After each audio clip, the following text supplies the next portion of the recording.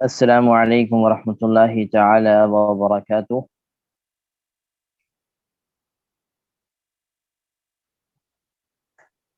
الحمد للہ وکفى والصلاة والسلام علی عباده الذین اصطفى،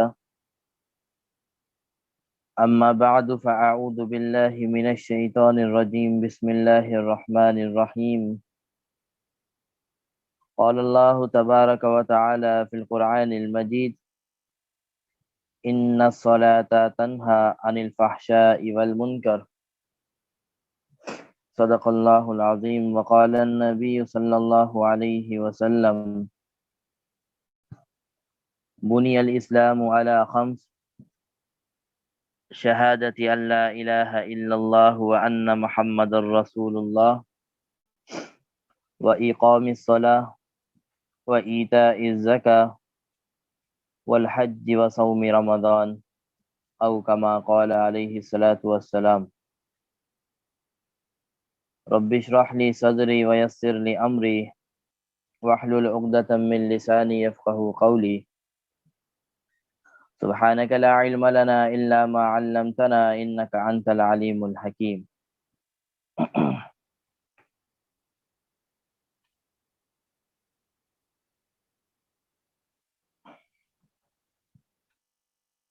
رمضان المبارک کا مہینہ چل رہا ہے اور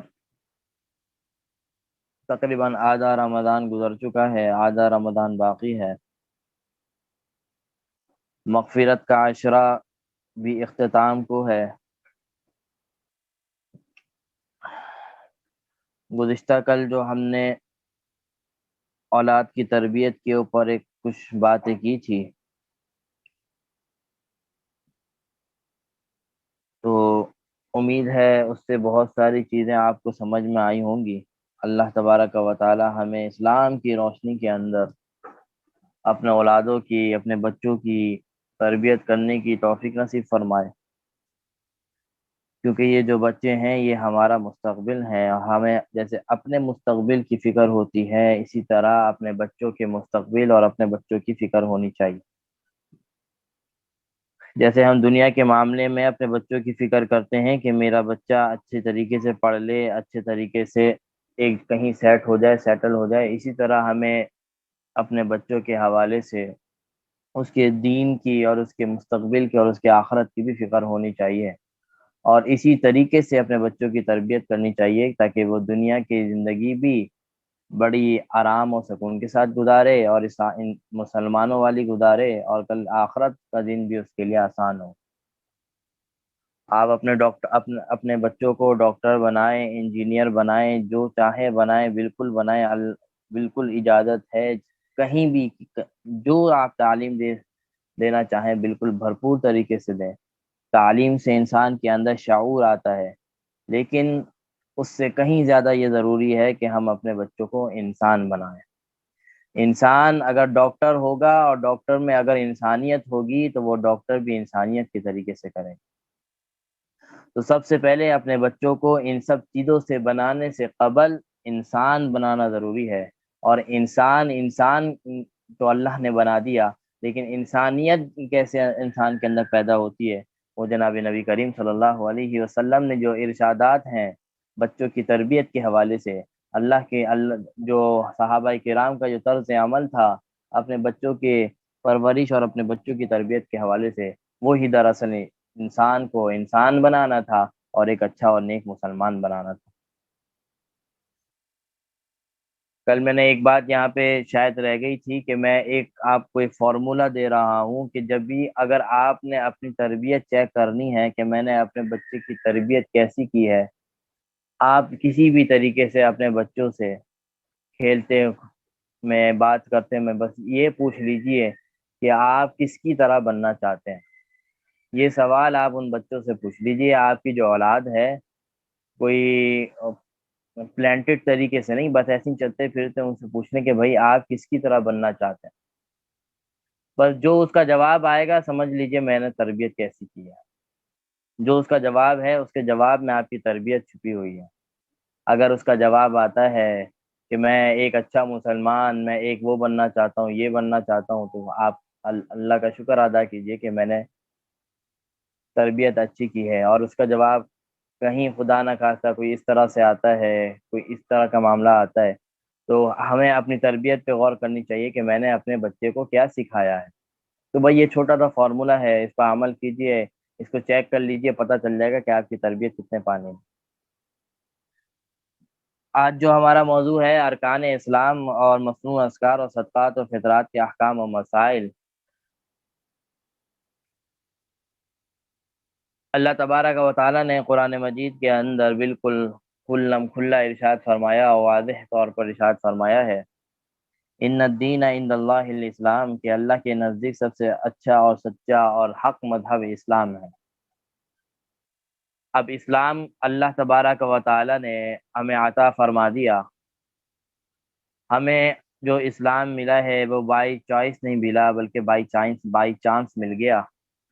ہم اپنے بڑوں کے، اپنے ماں کے، اپنے خاندان، ایسے خاندان میں پیدا ہو گئے جن کے والدین مسلمان تھے، جن کے دادا دادی نانا نانی مسلمان تھے، تو ہمیں تو اسلام جو ہے وہ پلیٹ میں سجا کے مل گیا، اور اس کے بعد بھی ہم اسلام کے اوپر چلنے کے اندر کتنی کوتاہیاں برتتے ہیں، کتنی ناشکری کرتے ہیں کہ جس اسلام کو حاصل کرنے کے لیے صحابہ کرام رضی اللہ تعالی انہوں نے کتنی مشقتیں اٹھائی ہیں۔ حضرت بلال کا واقعہ آپ سب کے سامنے ہے، کس طرح ان کے ریت کے اوپر ان کو گھسیٹا جاتا ہے، اور عرب کی گرمی، آج بھی جو لوگ عمرے پہ یا حج پہ جاتے ہیں وہ بتاتے ہیں کہ عرب کی گرمی اس کا کوئی توڑ نہیں ہے۔ اس گرمی کے اندر، اس ریگستان کے اندر حضرت بلال کو رسی باندھ کر کھینچا جا رہا ہے اور کہا جا رہا ہے کہ بس تم اسلام کو چھوڑ دو، ہم تمہیں یہ اذیت دینا بھی چھوڑ دیں گے اور طرح طرح کی تمہارے لیے آسانیاں بھی پیدا کر دیں گے۔ اور حضرت بلال صرف ایک نعرہ لگا رہے ہیں، احد احد احد، نہیں میں یہ نہیں کر سکتا، میں آپ مجھے دنیا کی جتنی نعمتیں دے دیں میں یہ نہیں کر سکتا۔ اسی بلال کے بارے میں جناب نبی کریم صلی اللہ علیہ وسلم ارشاد فرماتے ہیں، اے بلال تم ایسا کون سا عمل کرتے ہو؟ جب میں کل شب معراج کی رات، کل جب میں جنت کی سیر کر رہا تھا تو میں نے تمہارے قدم کو اپنے قدم سے آگے دیکھے ہیں۔ یہ تھا حضرت بلال نے جو تکلیفیں برداشت کی، اس کا اجر دیکھیے۔ پیغمبر فرما رہے ہیں ایسا کون سا عمل کرتے ہو کہ جنت میں نے تمہارا قدم اپنے سے آگے دیکھا ہے۔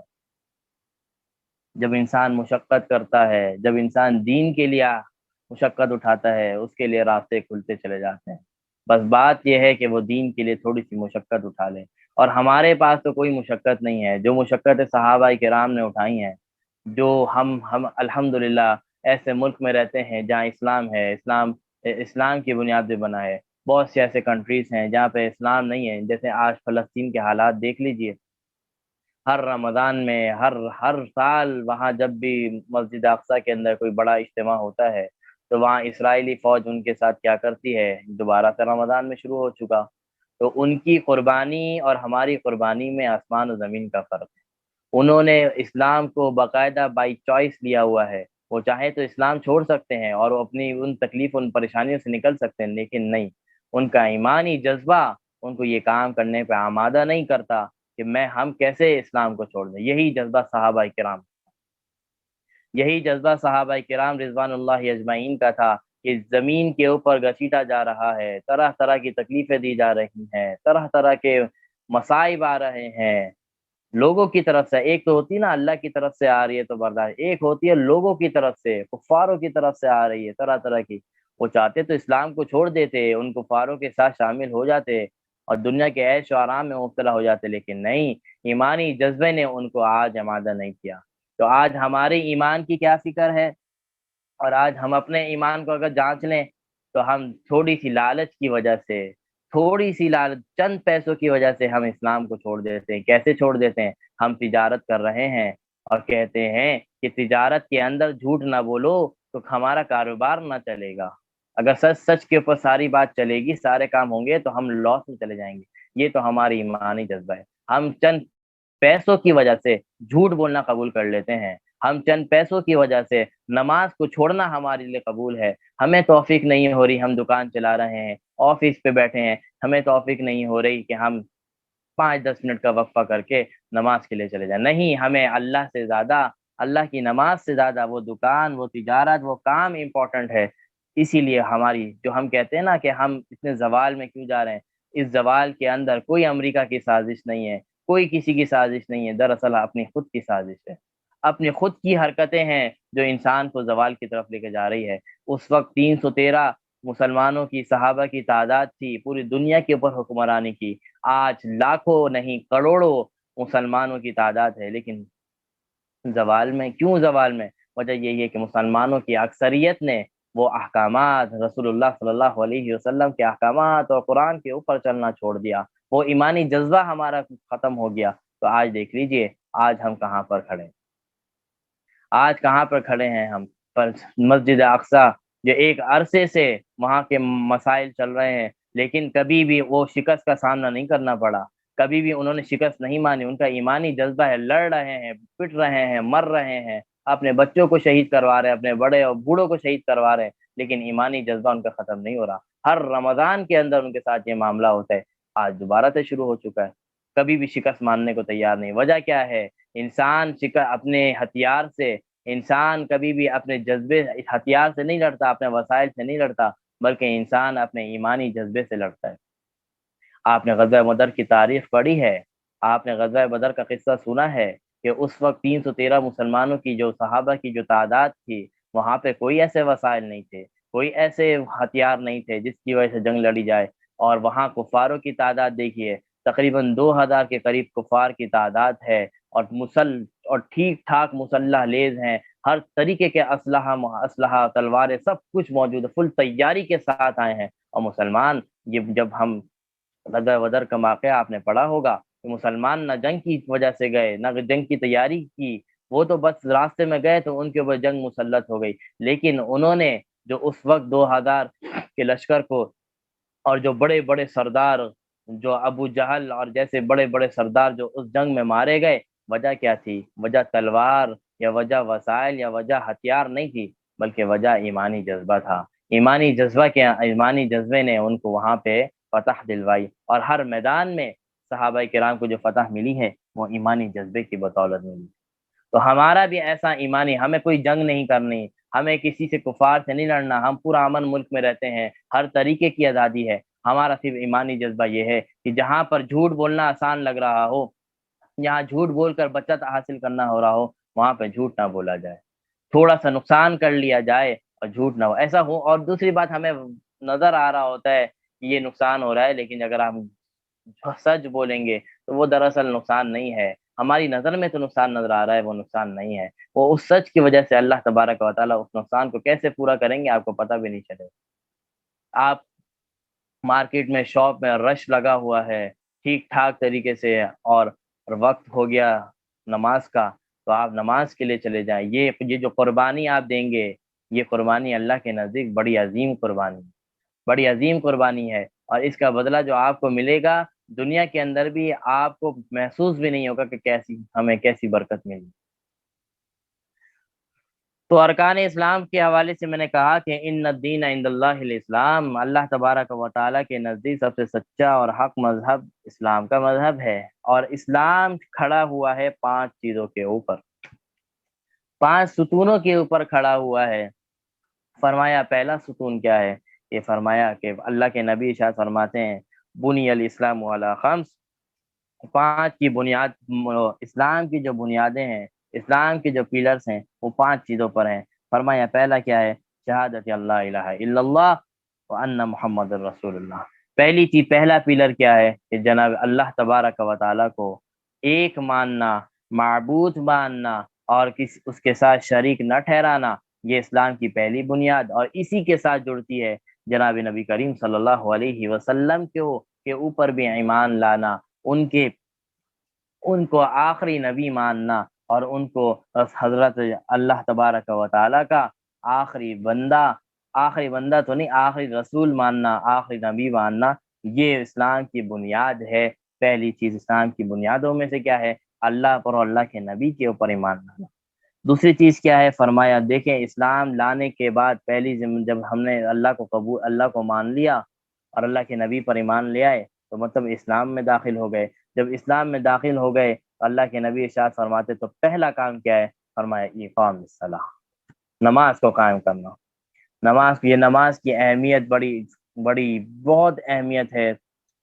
جناب نبی کریم صلی اللہ علیہ وسلم اس دنیا سے رخصت ہو رہے ہیں، اس دنیا سے پردہ فرما رہے ہیں، اور ہم بھی دیکھتے ہیں جب ہمارے گھر سے بھی کوئی بڑا آدمی یا ہمارا کوئی بزرگ، ہمارے والد، ہمارے دادا دادی جب اس دنیا سے رخصت ہو رہے ہوتے ہیں اور آخری وقت ہوتا ہے، اس موقع پر کچھ نصیحتیں کر رہے ہوتے ہیں، کچھ باتیں، کچھ وصیتیں کر رہے ہوتے ہیں، کچھ بتا رہے ہوتے ہیں، تو کتنے غور سے وہ نصیحت اور وہ وصیت سنی جاتی ہے کہ میرے ابا کا یہ آخری پیغام ہے، میرے دادا کا یہ آخری پیغام ہے، میرے فلاں رشتہ دار کا یہ آخری پیغام ہے۔ باقی انہوں نے دنیا میں جتنی باتیں کی ہوں گی اتنی ان باتوں کو اتنا ہم امپورٹنٹ نہیں دیتے، لیکن اس بات کو ہر کوئی بہت زیادہ اہمیت سمجھتا ہے کہ میرے ابا یہ آخری بات دیکھیں کیا کرنے جا رہے ہیں، ہمارے والد، ہمارے دادا، ہمارے جو بھی رشتہ دار اس دنیا سے ہمارے استاد ہیں، آخری بات اس کے اوپر جو توجہ ہوتی ہے وہ ان دوسری باتوں کے اوپر نہیں ہوتی۔ اللہ کے نبی کی دیکھیے آخری ارشاد کیا ہے، وہ جو اس دنیا سے رخصت ہو رہے ہیں اور آخری نصیحت اور آخری وصیت کر کے جا رہے ہیں، فرمایا اے لوگو دو کام کو کبھی نہ چھوڑنا۔ میں جا رہا ہوں، میں نے پورا دین تمہیں پھیلا دیا، الیوم اکملت لکم دینکم، آج کے دن ہم نے دین کو مکمل کر دیا۔ جس مشن کے لیے اللہ نے مجھے بھیجا تھا وہ مشن آج مکمل ہو گیا۔ اب میں جب مشن مکمل ہو گیا تو مجھے اللہ کی طرف جانا ہے، اللہ کا بلاوا آ گیا ہے، بس یہ آخری دو بات تمہیں دے کے جا رہا ہوں، اس پر ہمیشہ قائم رہنا۔ فرمایا الصلاۃ، پہلی چیز کیا فرمائی؟ نماز کو کبھی نہ چھوڑنا، نماز کو کبھی نہ چھوڑنا۔ اللہ کے نبی کا آخری وصیت اور آخری نصیحت یہ ہے الصلاۃ، کہ نماز کو کبھی نہ چھوڑنا، نماز کو کبھی نہ چھوڑنا۔ اور فرمایا دوسری چیز کیا ہے؟ وما ملکت ایمانکم، کہ اپنے ماتحت جو تمہارے ساتھ چلنے والے ہیں، تمہارے نیچے جن کو تم نے اللہ نے جن کے اوپر بھی تم کو بڑا بنایا ہے، تمہارے نیچے جو چلنے والے ہیں ان کا ہمیشہ خیال رکھنا۔ یہ دو وصیتیں اللہ کے نبی نے فرمائی کہ ایک تو نماز کو قائم کرنا اور اپنے ماتحتوں کا خیال رکھنا، یہ دو آخری وصیت ہے۔ اپنے ماتحتوں میں کون آتے ہیں؟ اگر والد ہے تو والد کے ماتحتوں میں ان کے بچے بھی آتے ہیں، ان کی بیوی بھی آتی ہے، تو فرمایا اپنی بیوی کا خیال رکھنا، اپنے بچوں کا خیال رکھنا، ان کی اچھی تربیت کرنا، ان کے سارے جو حقوق ہیں اس حقوق کو پورا کرنا۔ اگر باس ہے تو باس کے نیچے امپلائز آتے ہیں، ان کے کام کرنے والے آتے ہیں، فرمایا کہ اپنے ورکروں کا، اپنے نوکر چاکروں کا خیال رکھنا۔ یہ اللہ کے نبی کی آخری وصیت اور آخری نصیحت ہے، یہ وصیت بھی ہے اور یہ نصیحت بھی ہے۔ اگر آپ حکمران ہیں تو آپ کی ذمہ داری ہے کہ آپ کی عوام جو ہے، ریاست کی ذمہ داری ہے کہ ان کی نیچے جو عوام ہے وہ ان کی حرکتوں کی، ان کے چیزوں کی وجہ سے وہ محفوظ رہے، ایسے کام کریں وہ ریاست کہ ان کی عوام خوش رہے۔ یہ عوام کی، یہ ریاست کی ذمہ داری ہے۔ تو ہر کوئی انسان کو اللہ تبارک و تعالیٰ نے ہر کسی کو کسی نہ کسی درجے میں بڑا بنایا ہے، تو فرمایا کہ اپنے نیچے والوں کا ہمیشہ خیال رکھنا، اور فرمایا اقام الصلاۃ، نماز کو نہ چھوڑنا، نماز کو کبھی نہ چھوڑنا۔ قرآن مجید میں نماز کے حوالے سے اللہ تبارک و تعالیٰ ارشاد فرماتے ہیں ان الصلاۃ تنہا عن الفحشاء والمنکر، کہ نماز ایک ایسی چیز ہے جو جس کے ذریعے انسان برائیوں سے اور فحاشیوں سے بچ جاتا ہے۔ برائی کے کاموں سے اور فحش کاموں سے انسان کو بچانے والی چیز کیا ہے؟ وہ کیا ہے؟ نماز ہے۔ اب سوال پیدا یہ ہوتا ہے کہ بھائی ہم تو نماز پڑھتے ہیں لیکن ہم تو برے کاموں سے نہیں بچ رہے، جھوٹ ہمارا ویسے ہی چل رہا ہے، ملاوٹ ہمارے وہی ہے، حاجی صاحب ماشاءاللہ نماز پڑھ رہے ہیں لیکن کاروبار کر رہے ہیں تو جھوٹ کی بنیاد پہ چل رہا ہے، دھوکا دینے میں پہلا نمبر آتا ہے ان کا۔ بہت سے ایسے لوگ ہوتے ہیں ماشاءاللہ، حاجی صاحب ہیں، ہر سال حج کرتے ہیں اور 5 وقت کے نمازی ہیں، لیکن کاروبار ایسے جب بات کریں گے تو ایسے بد اخلاقی سے بات کریں گے کہ دل نہ چاہے ان سے بات کرنے کا۔ ایسے بہت سے لوگ ہوتے ہیں جو حاجی صاحب ہوتے ہیں لیکن حرکتیں ان کی پادیوں والی ہوتی ہے۔ تو فرمایا کہ اس قرآن کے اندر تو کوئی شک و شبے کی گنجائش نہیں ہے کہ ایسا ہو نہیں سکتا کہ اللہ نے یہ بات خدا نہ خواستہ نعوذ باللہ غلط کہہ دیو کہ نماز ان چیزوں سے روکتی ہے۔ تو قرآن تو حق ہے، قرآن تو سچ ہے، ہماری نمازوں کے اندر وہ کمزوری ہے جو ہمیں ان چیزوں سے نہیں روک رہی۔ ہم نمازوں کے اندر کوئی ڈنڈی مار رہے ہیں، ہم نماز تو پڑھتے ہیں لیکن ہمارا خیال دکان میں ہی ہوتا ہے، نماز تو پڑھتے ہیں، ہمارا خیال دوسرے کاموں میں ہی ہوتا ہے، ایک طریقے سے وہ جو فارمیلٹی ہے وہ فارمیلٹی پوری ہو رہی ہے۔ جیسے ہم اللہ کے نبی نے منافق کی نماز کے بارے میں بتایا کہ منافق کی نماز ایسے پڑھتا ہے، وہ بیٹھا رہتا ہے آرام سے، نماز کا ٹائم ہو گیا، بیٹھا رہے گا اپنے کاموں میں لگا رہے گا، اور دیکھے گا نماز کا وقت بس ختم ہو رہا ہے، فوراً سے اٹھے گا، ٹھک ٹھک ٹھک ٹھک وضو کرے گا، اور ٹھک ٹھک کر کے دو سجدے کرے گا، دو دو دو رکوع کرے گا، دو سجدے کرے گا، سلام پھیر لے گا۔ فرمایا یہ نماز منافقوں کی نماز، مسلمانوں کی نماز نہیں ہے۔ مسلمان کی نماز، مسلمان تو نماز کا انتظار کرتے ہیں اور انتہائی خشوع و خضوع کے ساتھ پڑھتے ہیں۔ آپ چند دن دیکھیں خشوع و خضوع کے ساتھ آپ نماز پڑھیں، بالکل اللہ کو حاضر ناظر سمجھ کر نماز پڑھیں، آپ کو یہ چیز جو ہے، یہ نماز ہے، آپ کو ان برائیوں سے روکے گی، لازمی طور پہ روکے گی۔ قرآن کبھی جھوٹ نہیں بول سکتا، ہماری نماز کے اندر کمی کوتاہی ہو سکتی ہے۔ صحابہ کرام کے سامنے بھی یہ ارشاد تھا، اللہ تبارک و تعالیٰ کا ارشاد صحابہ کرام کا تھا، لیکن صحابہ کرام نے کبھی نبی علیہ السلام سے یہ شکایت نہیں کی کہ اللہ کے نبی میں نماز تو پڑھتا ہوں لیکن میری اندر سے یہ برائیاں ختم نہیں ہو رہی۔ صحابہ تو رسول اللہ کو آ کے یہ بتایا کرتے تھے کہ میں نماز پڑھتا ہوں، میرے اندر سے یہ برائی ختم ہوگی۔ وجہ کیا تھی؟ ان کی نماز کے اندر دم تھا، ہماری نماز کے اندر وہ دم نہیں ہے۔ صحابہ کرام کی نمازوں کے اندر جو خشوع خضوع تھا وہ ہماری نمازوں کے اندر نہیں ہے، اسی وجہ سے ہم ان چیزوں سے نہیں بچ پاتے۔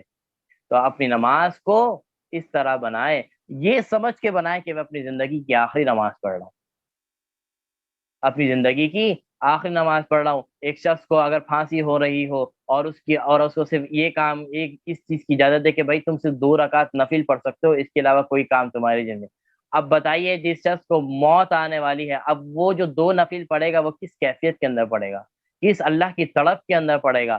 وہ تڑپ ہونی چاہیے ہماری نماز کے اندر۔ تو ہمیں چاہیے ہم یہ سوچ کے پڑھیں، ہر نماز کو یہ سوچ کے پڑھیں کہ یہ میری زندگی کی آخری نماز ہے۔ اور جب یہ خیال رہے گا اس نماز کے اندر دم آ جائے گا، خشوع و خضوع آ جائے گا، اور جب خشوع و خضوع آئے گا تو انسان ان برائیوں سے بچے گا، ان برائیوں سے آٹومیٹکلی طور پر اللہ تبارک و تعالیٰ اس کو بچائیں گے۔ اور ایک جگہ دوسری جگہ اللہ تبارک و تعالیٰ کیا فرماتے ہیں؟ یا ایھا الذین آمنوا استعینوا بالصبر والصلاۃ، فرمایا کہ اے ایمان والو، اللہ سے مدد مانگو 2 چیزوں کے ذریعے، ایک صبر کے ذریعے، ایک نماز کے ذریعے۔ اللہ کی مدد بھی نماز کے ذریعے آیا کرتی ہے، ایک تو صبر کریں اور اوپر سے نماز پڑھیں۔ دیکھیں ہم نہ یہ کیا ارشاد ہے؟ یا ایھا الذین آمنوا استعینوا بالصبر والصلاۃ، اے ایمان والو اللہ سے مدد حاصل کیا کرو نماز کے ذریعے۔ آپ نماز ہی نہیں پڑھتے، ہم نماز ہوئی کہ نماز کے ہی اگر چور ہیں تو کیا اللہ کی مدد آئے گی؟ اللہ نے تو وعدے کہا کہ بھائی نماز کے ذریعے مدد حاصل کرو۔ جب ہم نمازیں پڑھیں گے، نمازوں کی پابندی ہمارے اندر ہوگی تو ہماری مدد آئے گی۔ ہم اپنے مولویوں سے اور پیروں سے اور طرح طرح کے لوگوں سے جو ایک کاروبار چل رہا ہے یہ وظیفے وظائف کا، ہم ہزار ہزار مرتبہ وظیفے کرنے کو تیار ہیں، ہم لاکھوں مرتبہ یہ پڑھنے کے لیے تیار ہیں کہ میں نے یہ پڑھ لیا تو میرے ساتھ یہ ہو جائے گا، لیکن افسوس کے ساتھ 5 منٹ کی نماز کے لیے ہمارے پاس وقت نہیں ہے، کیونکہ ہمارا یقین جو ہے وہ نماز کے ساتھ نہیں جڑا، وہ وظیفوں کے ساتھ جڑا۔ اگر ہم نمازوں کی پابندی کریں گے، 5 وقت کی نمازی اور وقت کو خشوع و خضوع کے ساتھ پڑھیں گے، میں آپ کو گارنٹی کے ساتھ کہہ رہا ہوں کسی وظیفے کی آپ کی ضرورت نہیں پڑے گی، کسی بھی وظیفے کی آپ کو ضرورت نہیں پڑے گی، ہر مسئلہ حل آپ کی نماز کے ذریعے ہوگا، ہر مسئلہ آپ کی نماز اور دعا کے ذریعے ہوگا۔ دعا سب سے بڑا وظیفہ ہے، نماز پڑھیے، دعا کیجیے، جو بھی مسائل ہیں اللہ آپ کو اس مسئلے سے نکالے گا، اور اس یقین کے ساتھ کیجیے کہ اللہ اس دعا کے ذریعے، اس نماز کے ذریعے مجھے اس مسئلے سے نکلے گا۔ آپ کو کسی بھی وظیفے کی ضرورت نہیں پڑے گی، آپ کو کسی بھی وظیفے کی ضرورت نہیں پڑے گی۔ اور یہ بھی یاد رکھیے گا، جو بھی وظیفے آپ کو بتائے جاتے ہیں وہ وظیفے اس وقت تک کارآمد نہیں جب تک آپ نمازوں کو نہیں پڑھیں گے۔ نماز پڑھیں گے اور پھر وظیفہ کریں گے تو وظیفہ کارآمد ہوگا۔ نماز ہی نہ پڑھیں اور وظیفے کرتے رہیں، رٹتے رہیں طوطوں کی طرح، لاکھوں مرتبہ پڑھتے ہیں، آپ کو کوئی فائدہ نہیں ہوگا جب تک نماز کی پابندی نہیں ہوگی۔ تو نمازوں کی عادات، نمازوں کی پابندی اپنے اندر بھی ڈالیے، اپنے بچوں کے اندر بھی ڈالیے، اپنے اولاد کے اندر بھی ڈالیے۔ جب آپ بڑے نماز پڑھیں گے، بچے ان کو دیکھ کے خود پڑھیں گے۔ آپ نے کتنی دفعہ دیکھا ہوگا چھوٹے چھوٹے بچے ہوتے ہیں، ماما نماز پڑھ رہی ہیں تو ان کی برابر میں آ کے کھڑے ہو جاتے ہیں اور نماز کے لیے ہاتھ باندھ دیتے ہیں۔ وجہ کیا ہے؟ وہ آپ کو دیکھ رہے ہیں اور وہ آپ کو دیکھ کے آپ کو فالو کرنے کی کوشش کر رہے ہیں۔ آپ اپنے بچوں کو نماز نہ پڑھیں، ان کو بولتے رہیں. کل اس کے بعد مکمل طور پر تفصیل بات ہو گئی اور بہت بہترین گفتگو ہوئی ہے کل. جنہوں نے نہیں تھی کل کلاس میں وہ اس کی ریکارڈنگ لازمی سن لیں، تاکہ آپ اپنے جن کی شادی ہو گئی ہے وہ اپنے بچوں کی اس طرح تربیت کریں، اور جن کی نہیں ہوئی ہونے والی ہے وہ ابھی سے پلاننگ کریں. جیسے ہم اپنی فیوچر کی پلاننگ کرتے ہیں، ابھی سے پلاننگ کریں کہ میں نے اپنے بچوں کی کیسے تربیت کروں. وہ بیان لازمی سن لیا جائے. تو جیسے میں نے کل بھی عرض کیا تھا کہ بچے آپ کی باتوں کو نہیں سنتے، آپ کے عمل کو دیکھتے ہیں. آپ چھوٹے سے بچوں کو کتنی دفعہ بولیں گے نماز پڑھ لو، نہیں پڑھے گا. آپ خود ہاتھ باندھ کے نماز پڑھنے کے کھڑے ہو جائیں، وہ بچہ آپ کے پیچھے آئے گا، نماز بچائے گا، آپ کے لیے کھڑا ہو جائے گا، کیونکہ وہ آپ کو فالو کر رہا ہے. اور قیامت کے دن، کل قیامت کے دن پہلا سوال آپ کو سب جانتے ہیں کہ پہلا سوال بھی نماز کے حوالے سے ہوگا. جس کی نماز صحیح نکل گئی، جس کی نماز اچھی نکل گئی، سارے معاملات اچھے نکلتے چلے جائیں گے. اور جو پہلے ہی اسٹیج کے اندر رک گیا، فیل ہو گیا، نماز ہی اس کی خراب ہو گئی، تو سارے معاملات میں پھنستا چلا جائے گا، سارے معاملات میں پھنستا چلا جائے گا. فرمایا پہلا ارکان اسلام اللہ کی توحید، اور دوسرے نمبر پر کیا ہے؟ نماز کا قائم کرنا. دوسرے نمبر پہ کیا فرمایا کہ دوسرے نمبر پہ کیا ہے کہ زکوٰۃ کا ادا کرنا. زکوٰۃ کا ادا کرنا بھی اسلام کے رکنوں میں سے ہے. زکوٰۃ کے اوپر مستقل طور پر ہماری بات ہو چکی ہے، اس کی اہمیت کے اوپر، فضائل کے اوپر، اس کے نصاب اور مسائل کے اوپر بات ہو چکی. تو ہمیں اپنی زکوٰۃ کو بھی وقت کے اوپر ادا کرنے والا بننا ہے. اور فرمایا تیسری چیز کیا ہے؟ حج ادا کرنا. جس کے اوپر حج فرض ہو جائے اس کو حج ادا کرنا بھی، جس کے اوپر اتنا مال آ جائے، جس کے اوپر حج فرض ہو جاتا ہے، تو اس کو بھی حج ادا کرنا لازمی ہے، ضروری ہے. یہ ارکان اسلام میں داخل ہے. حج کا نصاب کیا ہے؟ حج کا نصاب تو یہ ہے کہ جو حج کے دن ہیں، حج کے جو دن ہوتے ہیں، یعنی 8 ذی الحجہ سے لے کر 10 ذی الحجہ تک، بلکہ یہ تو 8 ذی الحجہ، 9، 10، یہ 3 دن ہیں اصل کے حج کے، لیکن اصل دن جو ہے وہ یوم عرفہ ہے، یعنی 9 ذی الحجہ، جو عرفات کے میدان میں لوگ جمع ہو. دراصل حج کا اصل دن وہی ہے. ویسے 3 دن ہے، 8، 9 اور 10، یہ 3 دن جو ہیں حج کے دن. ان دنوں کے اندر انسان کے پاس کتنے پیسے آ جائیں، یعنی وہ 6 تاریخ ہے، 5 تاریخ ہے، 4 تاریخ ہے ذی الحجہ کی، اس کے بعد اتنے پیسے آ گئے، ٹھیک ہے، اور اتنے پیسے آ گئے جس کی وجہ سے وہ خرچہ اپنا حج کا اٹھا سکتا ہے. اور جتنے دن کے لیے وہ حج پہ جا رہا ہے، 40 دن کے لیے، 45 دن، جتنے دن کے لیے جا رہا ہے، اتنا مال وہ پیچھے بھی چھوڑ کے جائے، تاکہ اس کے گھر والے جو ہے وہ اتنے دنوں میں اچھی طریقے سے زندگی گزار سکیں. یعنی ان کے معاملات جو ہیں کھانے پینے کے حوالے سے وہ چلتے رہیں، ان کو کوئی فاقہ نہ کرنا پڑے ان کی وجہ سے. اتنا مال گھر پہ بھی چھوڑ کے جائے، اور اتنا مال اس کے پاس ہو، اور حج کے دن چل رہے ہوں، اور اتنا مال اس کے پاس آ جائے کہ وہ حج کی ادائیگی کر سکے. جس جس دور میں جس طرح ہو، اس دور میں جہاز ہے، جہاز کا سفر ہے، وہ جو خرچے ہیں اس کا حساب کیا جائے گا. اتنا مال اس کے پاس آ گئے تو اب اس کے اوپر حج فرض ہو گیا. اگر وہ اس کا اب وظیفہ 4-5 دن ہے، وظیفہ وہ ویزا وغیرہ اس کا لگ سکتا ہے، ساری چیزیں ہو سکتی ہیں، تو اب اس کے اوپر حج فرض ہے. اور اس سے پہلے ہی اتنا مال آ گیا ہے کہ وہ آرام سے ویزا وغیرہ لگا سکتا ہے، اور وہ قرآن دادی میں جیسے نام وغیرہ پہ ایک فارمیلٹی پوری ایک ہوتی ہے پوری، تو اتنا مال اس کے پاس آ جائے، اتنا مال اس کا ہو کہ جتنا وہ خرچ کر سکتا ہے حج کے. صرف حج کی بات ہو رہی ہے، شاپنگوں کی بات نہیں ہو رہی. یہ نہیں سوچے کہ میرے پاس اتنے پیسے تو نہیں ہے کہ میں شاپنگ کیسے کروں گا، اس کا مطلب حج فرض نہیں. وہ خرچہ جو حج کے اوپر خرچ ہوتا ہے، وہ خرچہ، اس کے اندر آپ کی رہائش بھی داخل ہے، ہوٹل کی رہائش وغیرہ، کیونکہ اگر وہ تو آپ کے لیے ضروری ہے، امپورٹنٹ چیز ہے. کھانا، رہائش اس کے اندر داخل ہے.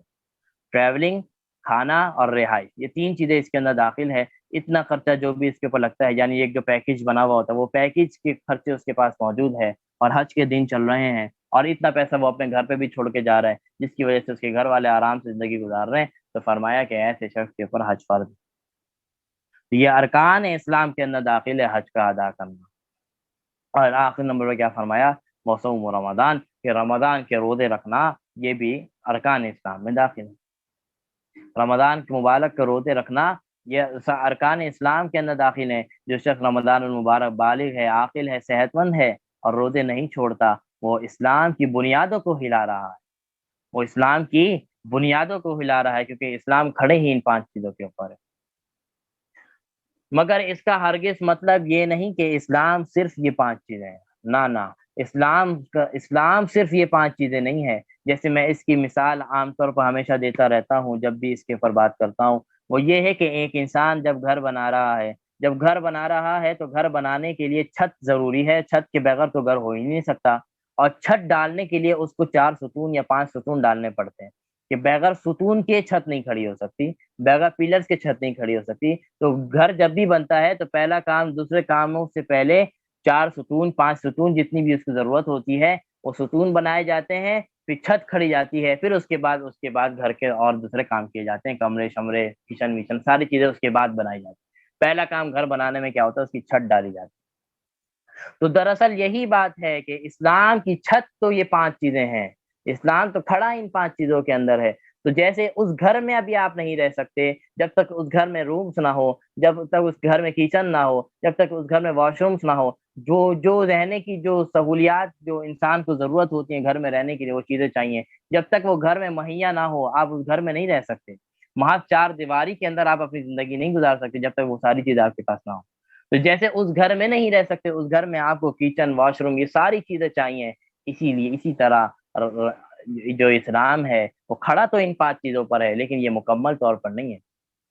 مکمل اسلام کیسے آئے گا کہ انسان جھوٹ سے بھی بچ رہا ہو، انسان سچ میں آگے ہو، انسان دھوکہ نہ دے رہا ہو، کسی مسلمان کی رشتہ داریوں کو نہ ٹھیس پہنچا رہا ہو، بد اخلاقیاں نہ کر رہا ہو، جتنے بھی برائیاں ہیں گناہ کے کام ہیں ان سب سے بچ رہا ہو، جتنے بھی اچھے کام ہیں اس کے اوپر چل رہا ہو، یہ ہے مکمل اسلام، یہ ہے مکمل اسلام۔ کل میں نے اس کے اوپر بات، کل نہیں اس سے پہلے میں نے بات بھی کی تھی کہ عبادت صرف نماز روزہ حج ادا کرنا نہیں، عبادت ان سب چیزوں کو اگر ہم عبادت کو ریشیو کے اندر نکالیں اور اس کو تقسیم کریں تو صرف 20% آپ کو نماز روزہ نظر آئے گا، 80% آپ کو معاملات دنیا کے دوسرے معاملات نظر آئیں گے، کہ میں نے دوسروں کے ساتھ کیسے معاملے رکھنے ہیں، میں نے رشتہ داری کیسے چلانی ہے، میں نے گھر کے حقوق کیسے ادا کرنے ہیں، میں نے بیوی نے شوہر کے حقوق کیسے ادا کرنے ہیں، والدین نے بچوں کے کیسے حقوق ادا کرنے ہیں، بچوں کو والدین کا کیسے احکامات ان کو ماننے، کیسے فرما برداری کرنی ہے۔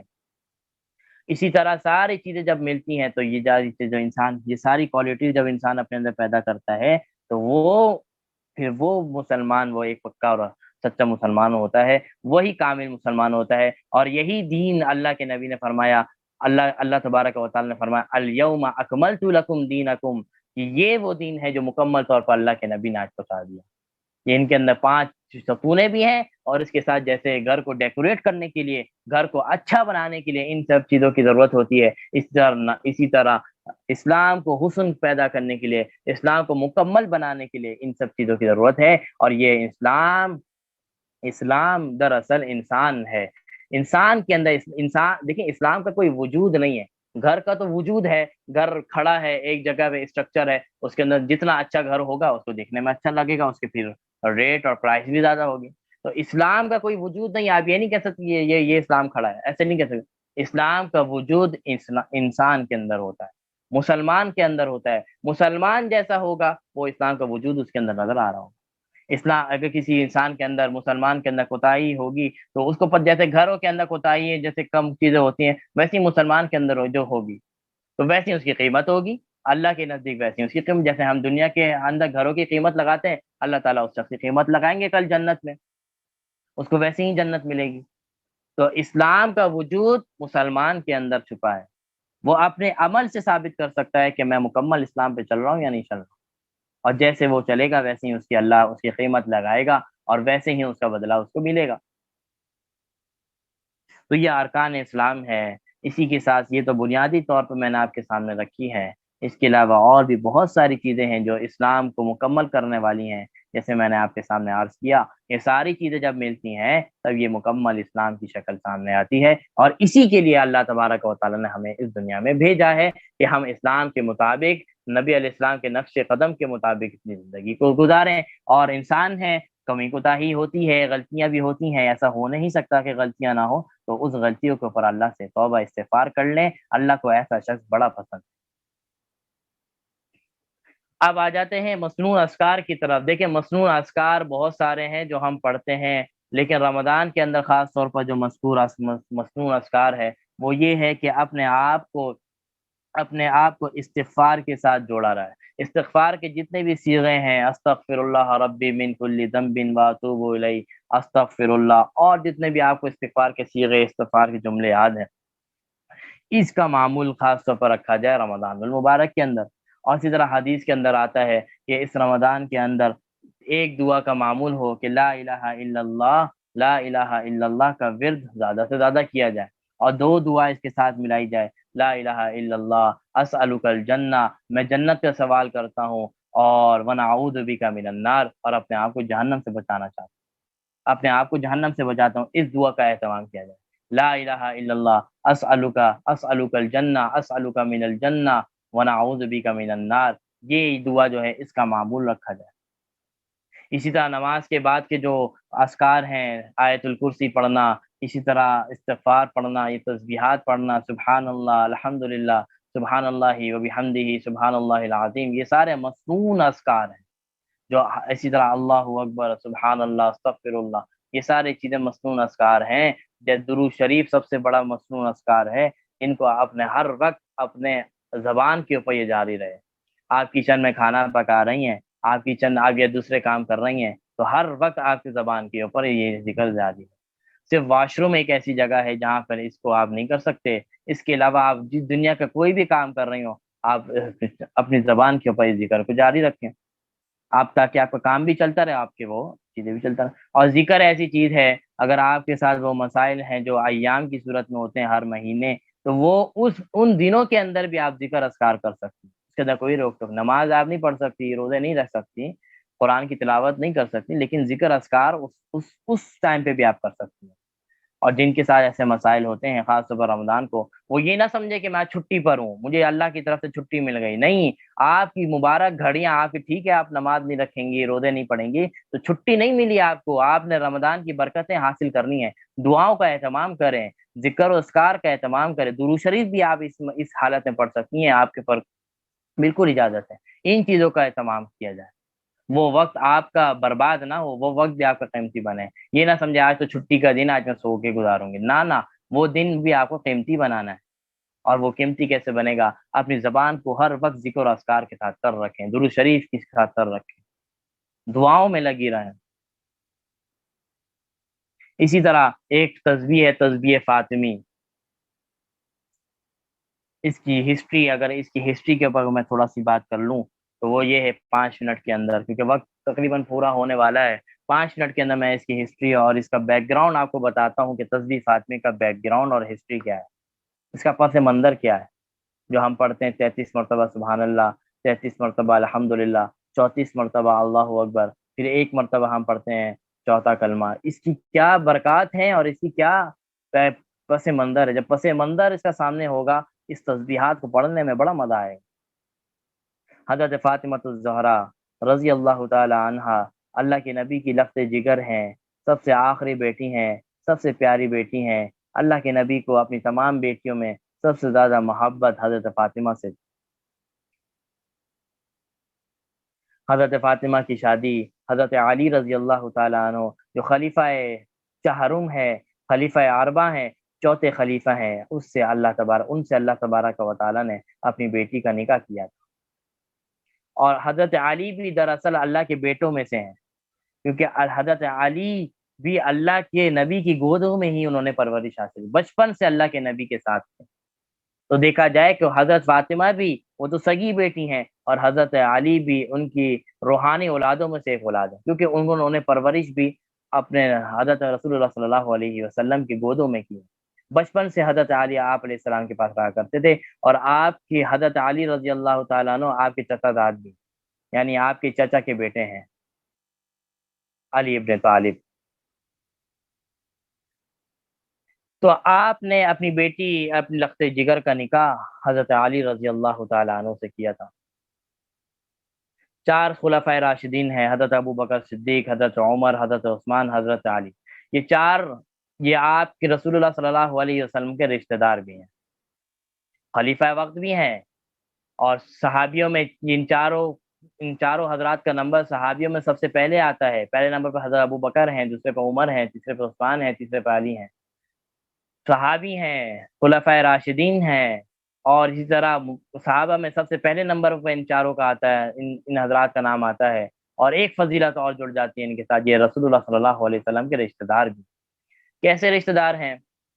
ایسے رشتہ دار ہیں کہ حضرت ابو بکر صدیق کی بیٹی حضرت عائشہ رضی اللہ تعالی عنہا اللہ کے نبی کی بیوی ہیں اور سب سے پیاری بیوی ہیں۔ تو حضرت ابو بکر صدیق رسول اللہ صلی اللہ علیہ وسلم کے سسر ہیں۔ اسی طرح حضرت عمر رضی اللہ تعالی عنہ بھی حضرت رسول اللہ صلی اللہ علیہ وسلم کے سسر ہیں۔ آپ کی بیٹی حضرت حفصہ رضی اللہ تعالی عنہ رسول اللہ صلی اللہ علیہ وسلم کے نکاح میں تھیں، آپ کی زوجہ تھیں۔ اور حضرت ابو بکر اسی طرح کیا ہوئے، حضرت ابو بکر بھی آپ کے سسر ہیں اور حضرت عمر بھی آپ کے سسر ہیں۔ یہ تو سسر اور داماد کا رشتہ ہو گیا۔ یہاں حضرت نبی حضرت رسول اللہ صلی اللہ علیہ وسلم داماد ہیں اور حضرت عمر اور حضرت ابو بکر سسر ہیں۔ اب آ جاتے ہیں حضرت عثمان اور حضرت علی پہ، تو حضرت عثمان اور حضرت علی کو بالکل الٹا کر دیں، وہ یہ ہے کہ یہاں پر رسول اللہ صلی اللہ علیہ وسلم ان کے سسر ہیں اور یہ دو حضرات داماد۔ اللہ کے نبی نے اپنی دو بیٹی اپنی حضرت زینب اور حضرت رقیہ کا نکاح، اپنی دو بیٹی کا نکاح کس سے کیا تھا؟ حضرت عثمان غنی رضی اللہ تعالیٰ عنہ سے کیا۔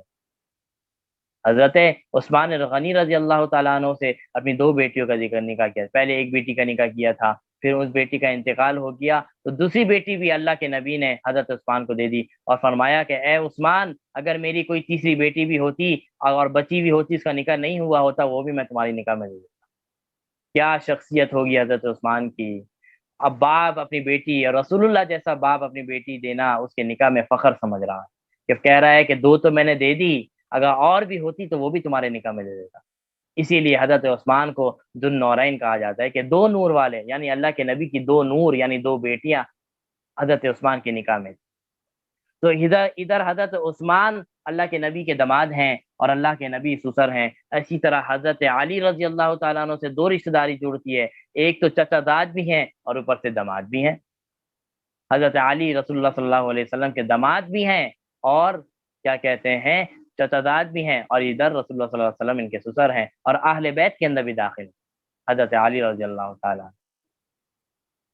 تو یہ چاروں خلیفہ جو ہیں یہ وقت کے عظیم ترین انسان ہے اور رسول اللہ صلی اللہ علیہ وسلم کے رشتہ دار بھی۔ تو حضرت فاطمہ کا نکاح حضرت علی سے ہوا۔ حضرت فاطمہ جب کہا، اس دور میں آپ کو معلوم ہے یہ جو مشینری ساری چیزیں آ گئی ہیں، اب نہ کچھ کام کرنا پڑتا ہے، مشین میں وہ چیز ڈالو ساری چیزیں تیار ہو کر آ جاتی ہیں۔ اس دور میں یہ ساری چیزیں نہیں تھی، آٹا بھی گندم کو بھی چکی میں پیسا جاتا تھا، وہ سہولیات نہیں تھی، اور حضرت فاطمہ رضی اللہ تعالی عنہا گھر کے وہ کام کیا کرتی، اتنا کام کرتی تھیں، اتنا چکی پیستی تھیں، اتنے کام کیا کرتی تھیں، پانی بھر بھر کے کنویں سے لے کر آتی تھیں، جن کی وجہ سے ان کے سینے کے اوپر جب سینے کے اوپر جب رسی پڑتی تھی تو ان کے سینوں پہ نشانات پڑ گئے تھے حضرت فاطمہ رضی اللہ تعالیٰ اس رسی اٹھانے کے۔ ہاتھ سوج چکے تھے چکی پیسنے میں، گھر کے کام کاج میں۔ آج اپنی حضرت فاطمہ رضی اللہ تعالیٰ عنہ کو ہماری عورتیں ہمارا رول ماڈل سمجھتی ہیں اور کہتی ہیں اپنے رول ماڈل کو تو دیکھیے وہ کس طرح گھر کے کام کر رہی ہیں، اور آج ہماری ماں و بہنوں کو گھر کے سہولت والے کام جس میں کوئی پریشانی نہیں ہے اس کام کرنے میں بھی آر ہو رہی ہے۔ اس کام کے اندر بھی کہا جاتا ہے کہ میں تو کچن میں نہیں جاؤں گی، کوئی ماسی رکھ لو، کوئی ایسا رکھ لو کہ وہ سارے کام کر دیں۔ گھر میں اکثر پھڈے اسی بات پر ہے، اکثر لڑائیاں اس کی بات پر ہے، میں گھر کے کام نہیں کرنا، مجھے جھاڑو پوچھے نہیں لگانا، اس کے لیے آپ ماسی رکھنے ہی رکھیں۔ آپ حضرت فاطمہ کو دیکھیے، کیا اس دور میں نوکر چاکر نہیں ہوتے تھے؟ بالکل ہوتے تھے، لیکن حضرت فاطمہ کو دیکھیے۔ ابھی میں قصہ سناؤں گا تو آپ کو پتہ چلے گا کہ حضرت فاطمہ جس کو ہم رول ماڈل کہتے ہیں، جن کو ہم اپنے نقش قدم پہ اپنی ماں و بہنیں چلتی ہیں، کہتی ہیں کہ ہم ان کے نقش قدم پہ چلیں گے، صرف باتیں کرتی ہیں، ان کے معاملات دیکھیں تو ہاتھ پہ ورم آ چکا ہے، ہاتھ سوج چکے ہیں، پاؤں سوج چکے ہیں، کام کر کر کے، سینوں کے اوپر رسیوں کے نشانات ہیں، ماتھے کے اوپر رسیوں کے نشانات ہیں، اتنے کام کرتی ہیں۔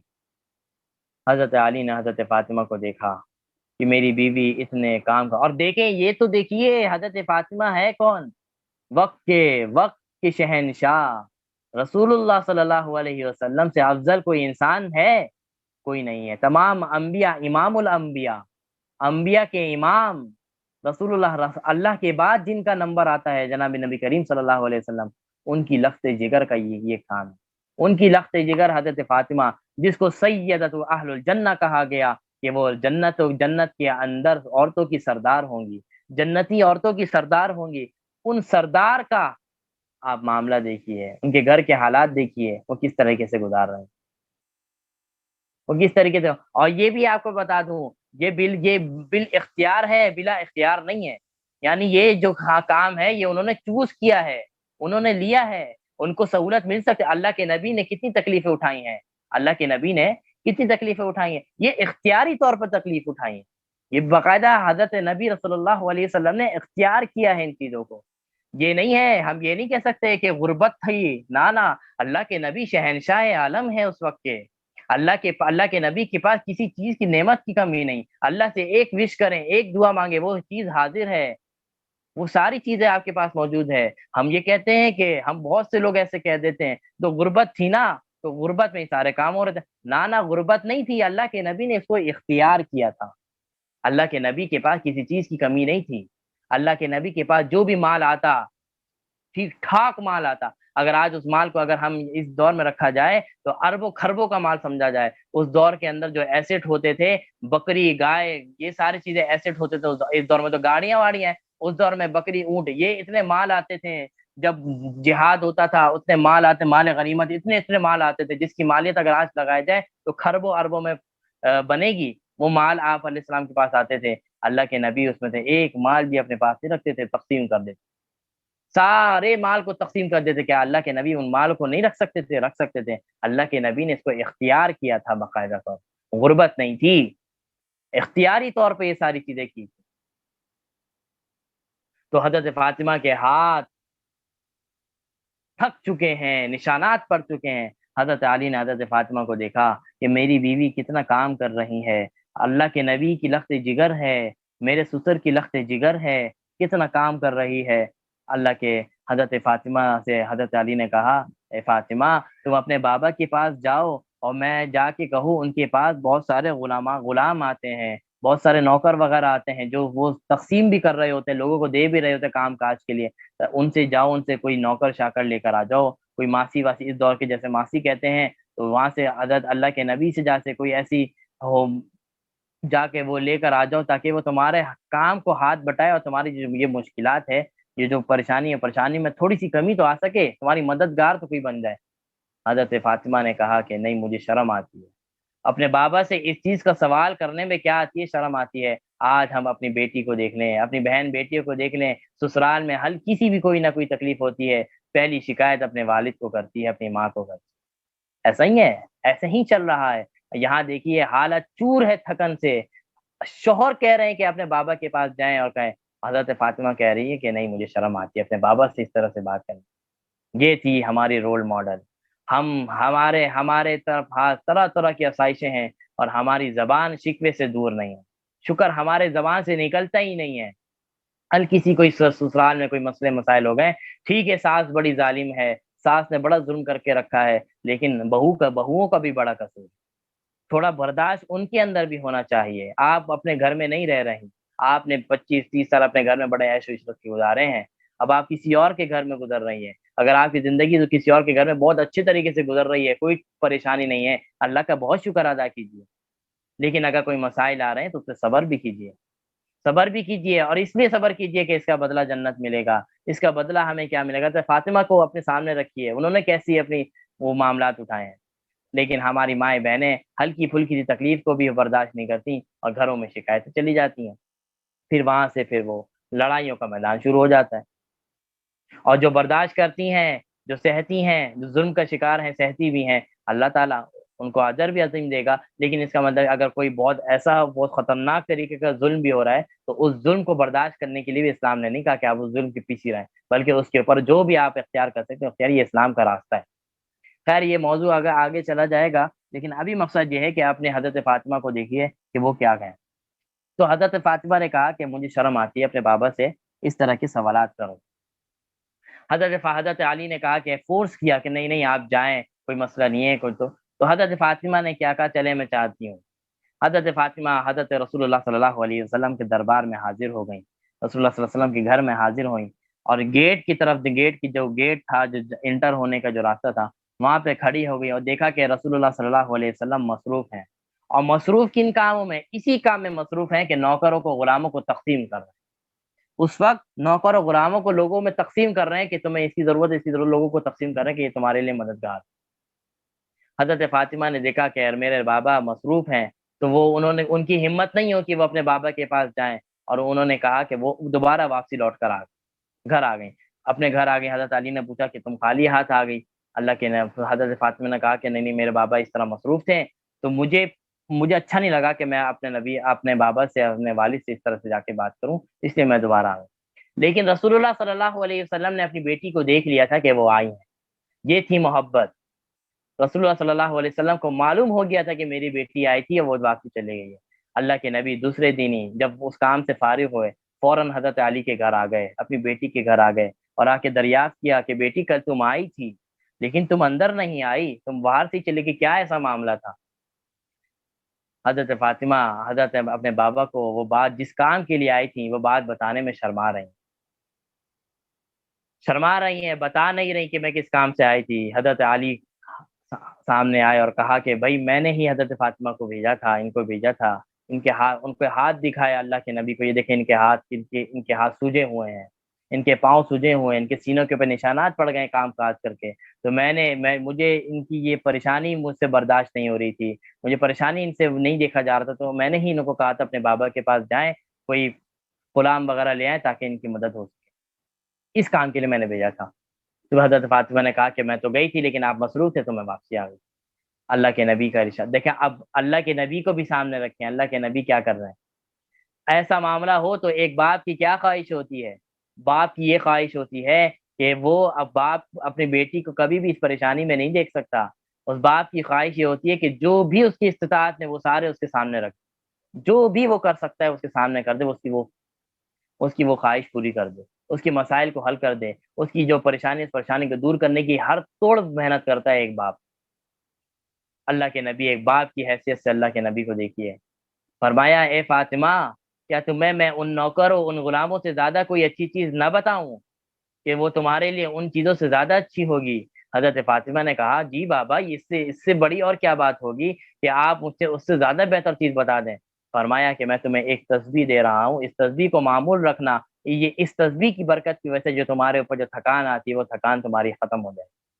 وہ تھکان کیا ہے، وہ تسبیح کیا ہے؟ فرمایا ہر نماز کے بعد 33 مرتبہ سبحان اللہ، 33 مرتبہ الحمدللہ، 34 مرتبہ اللہ اکبر پڑھ لیا کرو، اور ایک مرتبہ چوتھا کلمہ پڑھ لیا کرو۔ تمہارے لیے یہ تسبیحات ان نوکر اور غلاموں سے بڑھ کر ہیں۔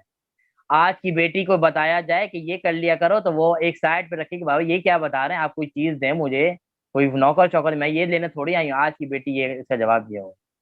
حضرت فاطمہ نے اس تصویر کو اپنے دل سے لگایا، پتا تھا ان کو، امپورٹنس کا پتا تھا کہ میرے بابا نے مجھے کچھ دیا ہے تو کوئی امپورٹنٹ چیز دی ہوگی۔ اور حضرت فاطمہ پھر ہر نماز کے بعد ان تسبیحات کا معمول رکھتی تھی۔ اور علماء نے لکھا ہے اس تسبیح کے بارے میں، جو شخص اس تسبیح کا معمول بنائے گا، خاص طور پر ہر ہر نماز کے بعد اس تسبیح کو پڑھے گا، اور خاص طور پر رات کو سونے سے پہلے اس تسبیحات کو پڑھ کے سوئے گا، تو دن بھر کی جو تھکاوٹ ہے، وہ جو جس کام میں بھی مصروف ہے، اس تسبیح کی برکت سے وہ تھکاوٹ اس کی دور رہے گی، وہ کبھی اس کے اندر وہ تھکاوٹ پیدا نہیں ہوگی۔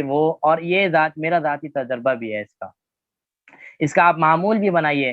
آپ کو جو تھکاوٹ ایک جسمانی طور پر ہوتی ہے، وہ لاشعوری طور کے اوپر وہ محسوس نہیں ہوگی اس تسبیح کی برکت، اس تسبیح آپ کو پتہ نہیں چلے گا کہ کیا ہوا، لیکن آپ کو تھکاوٹ محسوس نہیں ہوگی، وہ اس تسبیح کی برکت ہے جو حضرت فاطمہ نے، حضرت رسول اللہ صلی اللہ علیہ وسلم نے حضرت فاطمہ کو گفٹ کے طور پر، تحفے کے طور پر دیا تھا، ہدیے کے طور پر دیا تھا۔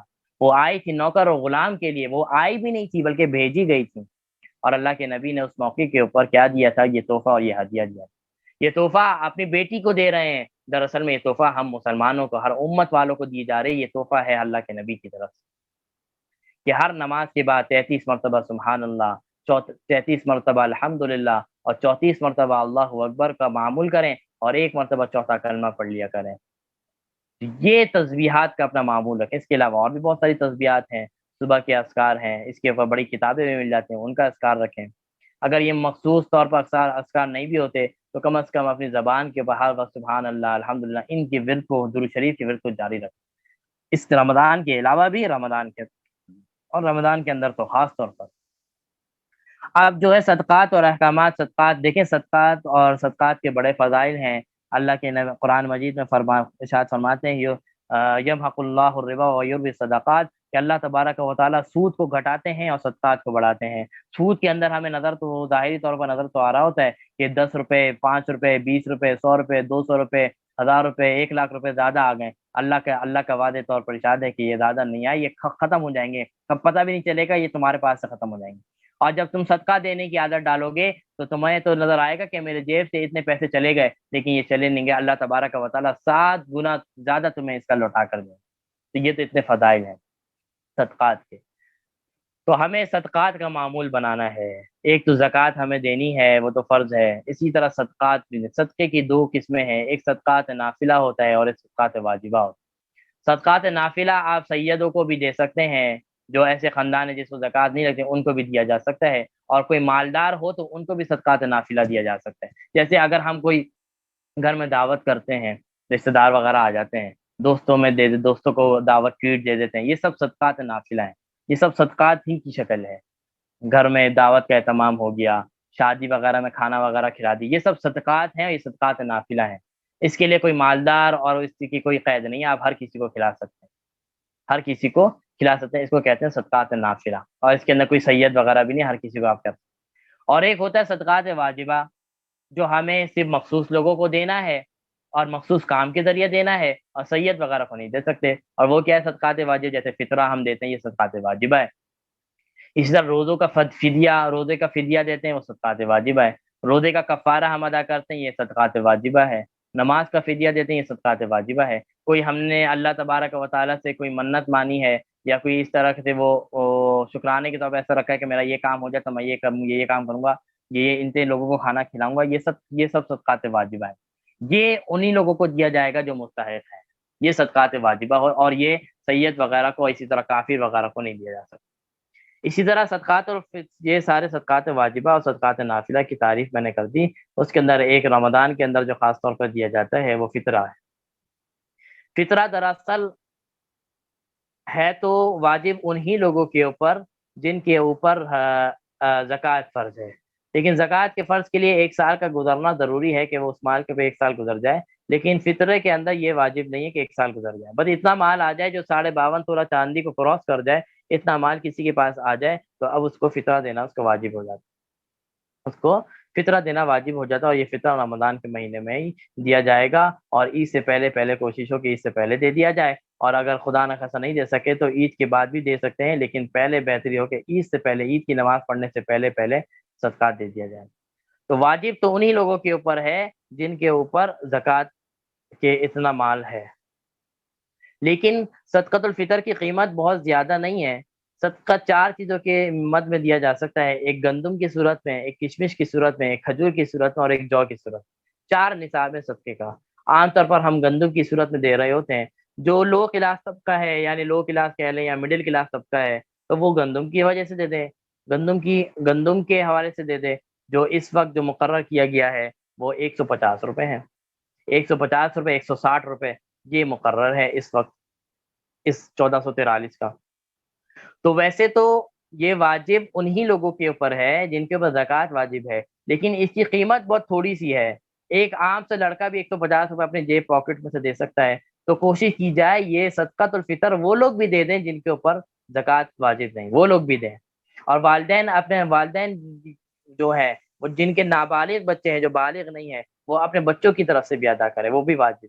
اور جو بچے بڑے ہو گئے ہیں، مالدار ہیں، یعنی ان مالدار کا مطلب یہ ہے کہ اتنے پیسے ان کے پاس ہوتے ہیں کہ وہ اپنی زندگی گزر بسر اچھی کر رہے ہیں، یعنی ان کو اتنی پاکٹ منی وغیرہ مل جاتی، کوئی ایسا مسئلہ نہیں ہوتا، تو ان بچوں کو چاہیے، ان لڑکوں کو چاہیے کہ وہ اپنی جیب سے خرچ کریں، اللہ کے راستے میں بھی تو کچھ خرچ کریں۔ ان کے والدین کے اوپر واجب نہیں ہے ان کی طرف سے دینا جو بالغ بچے ہیں، لیکن بچوں کو چاہیے کہ وہ اپنی جیب سے خرچ کریں، اور اگر بچے وہ جیب سے نہیں کر رہے خرچ، یا کوئی بھی اس طرح نہیں ہو رہا، تو والدین کو چاہیے کہ ان کی طرف سے بھی ادا کر دیں۔ قیمت کچھ نہیں ہے، صرف ایک صدقۃ الفطر 150 روپے کا، تو والدین اپنے بچوں کی طرف سے دیں جو نابالغ ہیں، جو بچے ہیں جن کو جو دے سکتے۔ 150 روپے بہت زیادہ قیمت نہیں ہے اس زمانے میں، وہ تو عام طور پہ خرچ ہو جاتے ہیں، ایسے ہی نکل جاتے ہیں۔ تو ہر شخص، ہر عورت، ہر لڑکی، ہر مرد، ہر بچہ، ہر لڑکا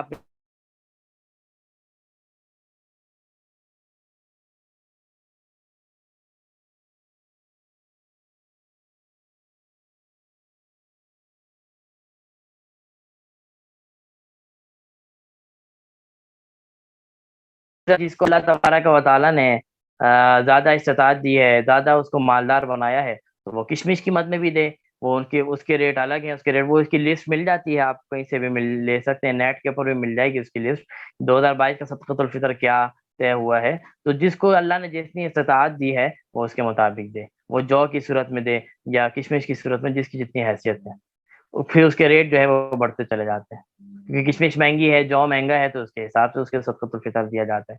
اور جو کم سے کم ہے وہ گندم کی صورت ہے، وہ 150 روپے ہے، وہ ہر شخص اپنے آپ کی طرف سے، اپنے بچوں کی طرف سے، اور جو بالغ بچے ہیں جو اپنے جیب سے دے سکتے ہیں وہ اپنے جیب سے خود دیں اللہ کی راہ کے اندر، 150 روپے عید کی نماز سے پہلے پہلے اس کو ادا کر دیا جائے، کسی مسجد کے اندر، کسی مدرسے کے اندر آپ اس کو دے دیں، جہاں بھی آپ کا دل مطمئن ہے وہاں ان کو دے دیں، یا کسی ایسے شخص مستحق ہو جو مستحق نظر آ رہا ہو، مسجد وغیرہ تو کوئی ایسا سین نہیں ہے، اگر کوئی مستحق آپ کو سامنے نظر آ رہا ہو کہ اس کو دے سکتے ہیں تو اس کو آپ 150 روپے دے دیں، آپ کا صدقۃ الفطر واجب ادا ہو جائے گا۔ اور یہ صدقۃ الفطر دراصل اللہ تبارک و تعالیٰ نے یہ اس لیے رکھا کہ ہمارا روزے، ہم نے روزے 30 رکھ لیے، 29 رکھ لیے، اب اس روزے میں کوئی نہ کوئی کمی کوتاہی ہو گئی ہوگی جو ہمیں پتہ بھی نہیں ہوگا، یا جان بوجھ کے ہی ہو گئی ہوگی، تو اللہ تبارک و تعالیٰ اس صدقۃ الفطر کی وجہ سے اللہ اس کو معاف کر دے گا، وہ جو کمی کوتاہی ہے اس کی برکت سے اللہ تعالیٰ اس کو معاف کر دے گا۔ تو یہ صدقۃ الفطر ہے، یہ ہمیں اپنے طرف سے، اپنے گھر والوں کی طرف سے، اور ہر شخص اپنی طرف سے ادا کرے۔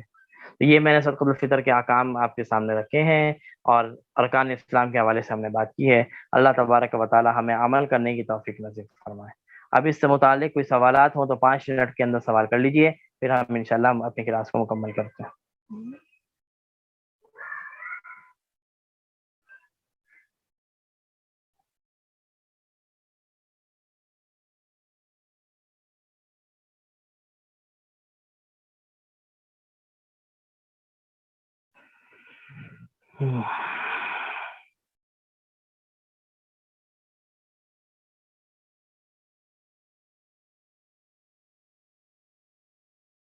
جی کوئی سوالات ہیں تو کر لیں،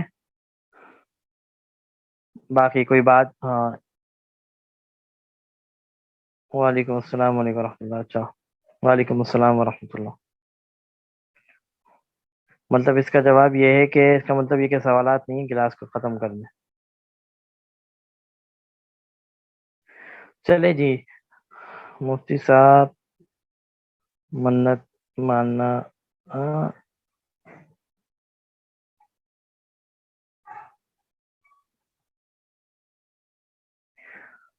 مناجات لکھا ہوگا غالباً، منات میں پڑھ رہا ہوں، یہ آپ نے اسپیلنگ مسٹیک ہوگی۔ مناجات مقبول کی دعاؤں، دیکھیں اس کے حوالے سے بہت ساری کتابیں مل جاتی ہیں، مجموعہ وظائف کے حوالے سے اور مقبول دعاؤں کے حوالے سے پی ڈی ایف کے اندر بھی مل جائے گی، انٹرنیٹ کے اوپر بھی مل جائے گی۔ تو اس کے اندر بہت ساری ایسی دعائیں ہیں جو ہمیں ان دعاؤں کا معمول رکھنا چاہیے۔ جیسے قرآن کی جو جتنی بھی دعائیں ہیں، ربنا آتنا فی الدنیا حسنہ، ربنا تقبل منا، ربنا ظلمنا، قرآن کے اندر جتنی بھی دعائیں، یہ ساری وہ دعائیں ہیں جو مناجات مقبول ہیں، جو قبول ہوئی ہوئی دعائیں ہیں، انبیاء نے یہ دعا مانگی تو ان کے زبان سے اللہ تبارک و تعالیٰ نے اس کو قبول کیا، یہ وہ دعائیں ہیں جو قبول شدہ ہیں۔ ربنا آتنا، رب اجعلنی مقیم الصلاۃ، یہ ان دعاؤں کا معمول رکھیے۔ اور اس کے علاوہ بھی کتابوں میں بہت ساری ایسی دعائیں مل جاتے ہیں جو تجربے سے ثابت ہے کہ مقبول ترین دعائیں ہیں، ان دعاؤں کا معمول رکھا کریں، اس کے لیے آپ کتابیں لے لیجئے۔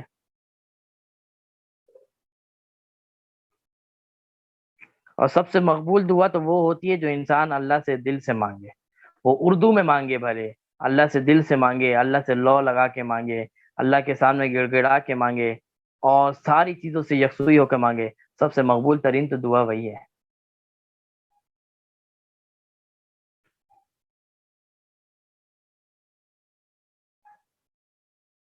جی چلیں ٹھیک ہے، انشاءاللہ کوئی اور اس کے علاوہ کوئی سوالات ہوں تو بعد میں سوالات کیے جا سکتے ہیں، تو اس کے اندر کوئی ایشو کی بات نہیں ہے۔ کل اتوار ہے، کل انشاءاللہ کلاس نہیں ہوگی، پیر کو پھر ہم انشاءاللہ اپنی 12ویں کلاس کے ساتھ ہم حاضر ہوں گے۔ جزاک اللہ خیرہ، السلام علیکم ورحمۃ اللہ تعالی وبرکاتہ۔